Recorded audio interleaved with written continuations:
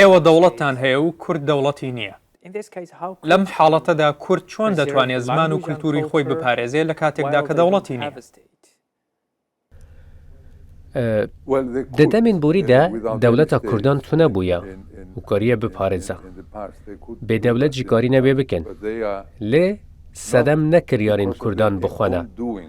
گۆ زمان و چاندا خۆش دەست ددن. لێبەلێ سەدەم گرێداییên dinin ku zordestî û givaşan dikin. Divê ew yek jî were rawestandin. Li ver hemû cîhan berpirsiyar e. Carekê min li Amedê hin çalakvan dîtin. Sala 2017 bû. Yekê ji wan tiştek got ku ji bîra min naçe. Wî got xema me nexwe. Em dê rizgar bibin û dê heta dawiyê şer bikin.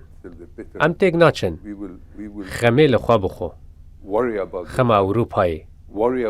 Xema beşên din ên cîhanê bixwe û ji zelîlbûnê rizgar bikin.